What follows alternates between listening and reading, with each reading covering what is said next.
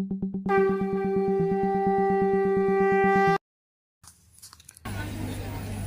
बचने और बढ़ने के लिए बहुत बड़ा सौभाग्य हम लोगों के लिए है।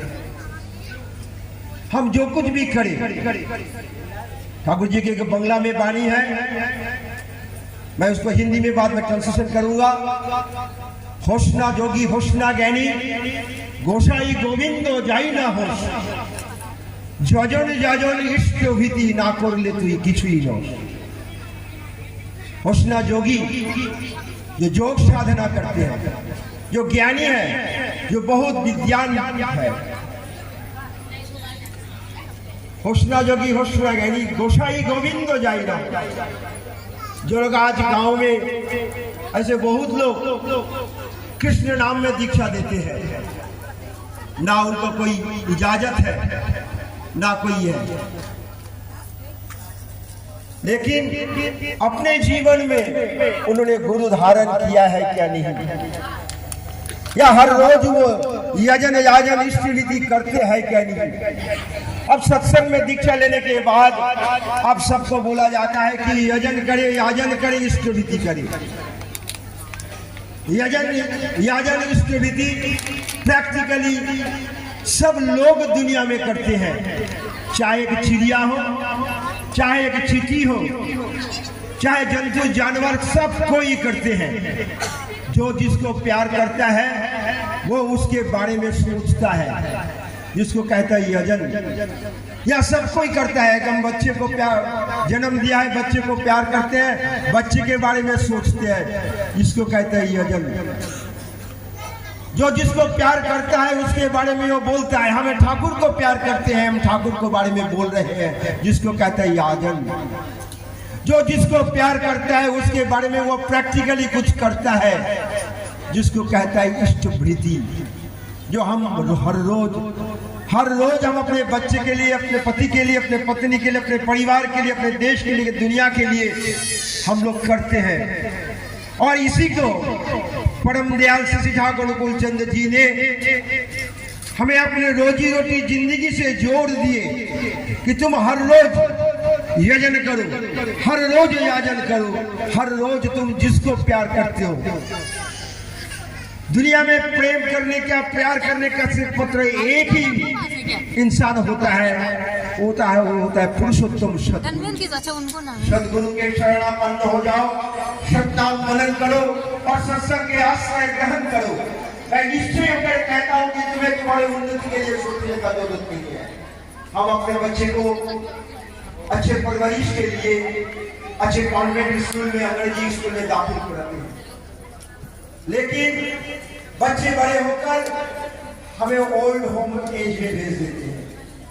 परम दयाल इसलिए बचपन से ठाकुर ने बचपन में जब ठाकुर जी ने स्कूल मैथ्स का एग्जाम के समय खेल रहे थे, माँ ने कहा आज तुम्हारा मैथ्स का एग्जाम है, तुम खेल रहे हो, एक भी सवाल तुमसे हो नहीं पाएगा।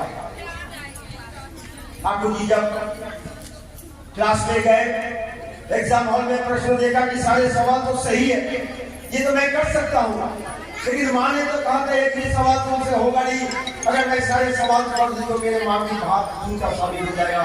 उसने खाली किताब, खाली पढ़ने को जमा कर एक भी सवाल नहीं किया। आज क्या हम माँ बाप अपने बच्चे को वही मान की भक्ति सिखा पा रहे हैं? हम स्कूल, कॉलेज, यूनिवर्सिटी, अच्छे स्कूल में, अच्छे अंग्रेजी स्कूल, कॉलेज में हम दाखिला दे देते हैं। क्या हम लोग बच्चे, हम लोग माँ बाप अपने बच्चे को सिखा पा रहे हैं? अपने नहर के पास है, नहर के पास दुनिया में आज हम लोग दर में घट में घूम रहे हैं। हमें सही ढंग से कौन गुरु है जो आज अभी गुरु के बाद हमारे बोल गए हैं कि गुरु बिना जीवन अधूरा रहता है। एक ऐसा साधु, एक ऐसा संत पूरे हिंदुस्तान घूम चुका है, कहाँ कश्मीर से कन्याकुमारी, कहाँ आसाम से लेकर हिमाचल में पूरा घूमते घूमते 40 साल अग्नि साधना करने के बाद जिंदगी के अंतिम क्षण में उन्होंने देवघर में पहुंचा। जिंदगी के एक ही इच्छा है कि जीवन में जिस हरि का, जिस महान व्यक्ति का तलाश की, जिस भगवान की उसकी तलाश है, वो भगवान कहाँ पर है, किस गुफा में छुपा हुआ है, उसने सारे साधु संत संग किया, लेकिन जीवन का जो मुराद है, जीवन का जो इच्छा है, वो परम दयाल का आपने इस आंखों से उनको दर्शन करना वो नहीं मिल पा रहा। बाबा बैद्यनाथ धाम का उस शिवलिंग का दर्शन किया, लेकिन मन की इच्छा उसको पूरी नहीं हुई, ये कि मेरे बाबा, ये कि हमारे उस हरी है, लेकिन ना। वहाँ एक पंडा जी ने बोले, यहीं पर एक और संत आया बंगाल से, जाओ उनको दर्शन करके आओ, हो सकता है वो तुम्हारे दर्शन करने के बाद तुम्हारी मन की इच्छा पूरी हो। देवघर सत्संग आश्रम के गेट पर खड़े हैं, हाथ में त्रिशूल और कमंडल लेकर ओम बम ओम बम करके बोल रहे हैं, मैं अपने अंदर में जाऊंगा, मैं अपने हरि का दर्शन करना चाहता हूं। वहां पर उसको जाने नहीं दे रहा है, आवाज हो रहा है। ठाकुर जी बोला, देखो कौन गेट पर चिल्ला रहा है, आ जाओ। आज फिर भी कोई भक्त हो सकता आया है। ठाकुर जी के सामने और साधु सन्यासी को लेकर आया। सन्यासी ठाकुर जी को जितना नजदीक आ रहा, पीछे से लोग उनको पकड़ने के लिए मना कर रहे थे।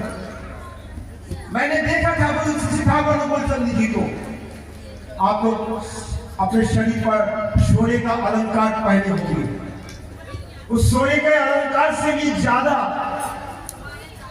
उनका शरीर का रंग, क्या रंग था, क्या सुंदर चेहरा था, क्या नयन था। वो साधु भी चमक गया, इंसान भी इतने भी अच्छे होता है। देखिए ठाकुर जी के सामने अपने त्रिशूल और कमंडल रखे ओम बम बोल करके साष्टांग करके ठाकुर जी को प्रणाम किया। प्रणाम करने के बाद कहते, हे मेरे मालिक, हे मेरे राधे, हे मेरे हरि, तुम यहाँ पर इस ढंग से छिपे बैठे हो, मेरे सारे हिंदुस्तान में घूम चुका।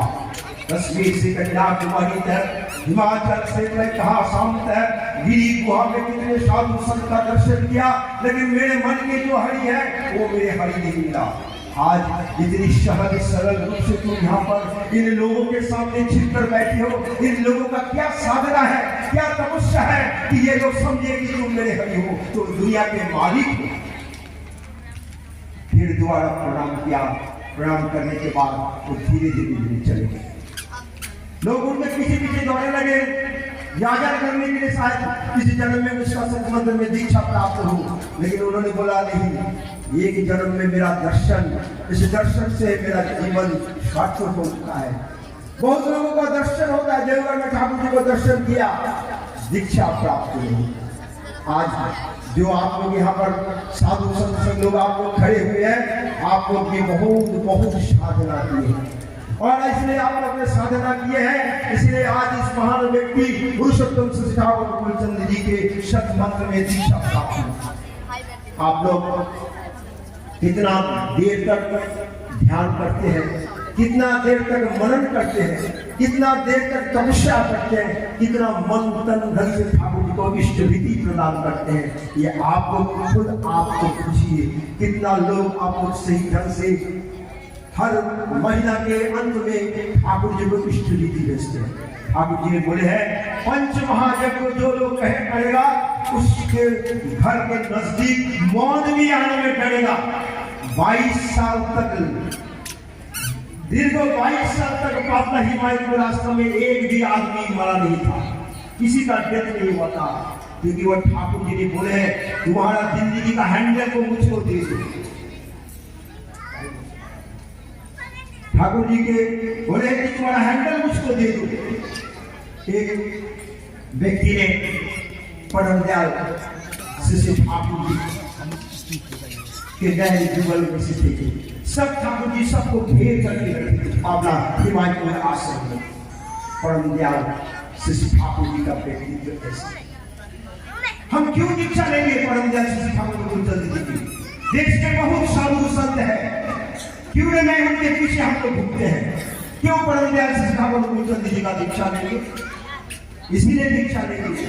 उस समय पर भी defence research development organisation DRDO में एक आदमी काम करते थे, और ईशा राइफल फैक्ट्री के मैनेजर थे किरण चंद्र बैनर्जी।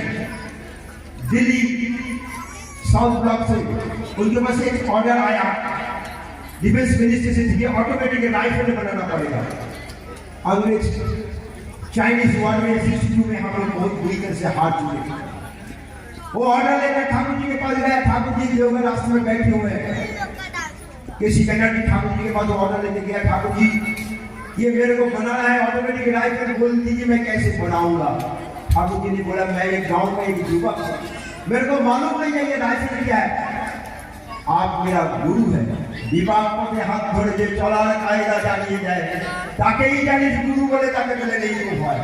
विपत्ति आपत्ति में हाथ पकड़ करके जो हमें विपत्ति से उभारता है वही हमारा गुरु होता है। तो आज आप मेरे गुरु हैं, आप मेरे को बताइए आज इतने बड़े विपत्ति आए मेरे सामने, अगर मैं ऑटोमेटिक राइफल नहीं बनाऊंगा तो मेरी नौकरी ही चला जाएगा। मैं राइफल फैक्ट्री के मैनेजर हूँ। ठाकुर जी ने बोले ले आओ, परम पिता का क्या इच्छा है करेगा। एक कागज और पेंसिल का ठाकुर जी डायग्राम कर दिया उसमें, और उस डायग्राम में ठाकुर जी बता दिया किस तरह से बनाओगे, और ये रॉ मटेरियल हिंदुस्तान में कहाँ मिलेगा वो भी ठाकुर जी ने बता दिया। और वो बनाने के बाद जब दिल्ली में वो आया राइफल बनाने के बाद उसका राइफल फर्स्ट हुआ और उसको पद्मश्री अवार्ड मिला। जब वो पद्मश्री अवार्ड वो ले रहे थे president of doctor Rajendra Prasad से विज्ञान भवन में, तब वो रो रहे थे बच्चे के लिए। This award is not for me, this award for that person who is sitting abnormally normal, consciously foolish, sitting in a neglected corner in the world with an atom bomb of love in his hand। एक ऐसा प्रेम का मूर्त प्रतीक है, इतना simple है। देख रहे हैं जिंदगी भर ऐसे खाली बदन में एक कपड़ा पहनकर बैठा होता है, जब तक उनका पूरे बच्चे का शरीर पर सही ढंग से कपड़ा नहीं होता है। मैं एक पिता होकर मैं कहता हूँ I am the foolish father of my foolish sons. मैं इनके दुनिया के हर लोगों के दुख दर्द तकलीफ जब तक मैं दूर नहीं कर सकता हूँ। आज इसीलिए आज जितने इस सभागार में आप लोग बैठे हुए हैं, आप सबके ऊपर ये पवित्र स्पेशल टास्क, स्पेशल ड्यूटी परम दयाल ठाकुर गुरुचंद्र जी ने दे रखा है। ये नहीं है यहाँ पर सिर्फ हिरणमय चक्रवर्ती जी का या हमारे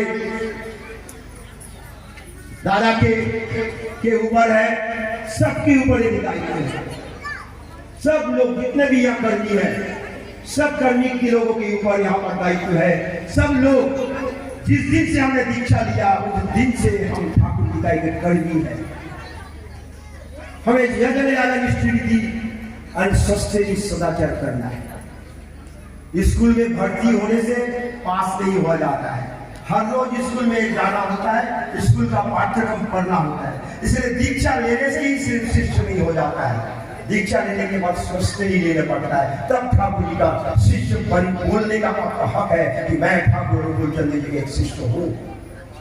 दीक्षा ले लिया और जो मर्जी करने लगे, मीट मच्छी प्याज लहसुन कुछ खाने लगे। जब तक स्वस्थ ही नहीं लिया तब तक आप कभी नहीं बोल सकते कि मैं ठाकुर गुरुचंद्र जी के भक्त हूँ। भक्त होने के लिए बहुत ही परीक्षा देना पड़ता है, जो सुदामा ने दिए थे। उस दिन भी उस सुदामा ने उस श्री कृष्ण जी का और उन दोनों का चावल दे दिया था, खाना दे दिया था कि तुम जाना जंगल में लकड़ी काटोगे तो तुम लकड़ी काटने के बाद तुम्हारा खाना उसके बाद उनको देना। लेकिन वो तो बेचारा भूख से अपना श्री कृष्ण का वाला भी अपना दोस्त का भी खा लिया, अपने वाले खा लिया, इसलिए उसको जिंदगी बड़ी पीछे ना। इसीलिए सदाचार, स्वस्थ और सदाचार ये दोनों है। अपने आप को तैयार करना। आज मिसाइल का युग है, कब एक मिसाइल पाकिस्तान या अमेरिका या रसिया कानपुर में फेंक देगा या दिल्ली में फेंक देंगे कोई पता नहीं। लेकिन परम दयाल गुरुचंद्र जी ने कहा है जो सदाचार का पालन करेगा वो जिंदगी में कभी भी वो कुछ नहीं होगा। इसलिए आज ज्यादा ना बोलते हुए मैं आप सबको यही और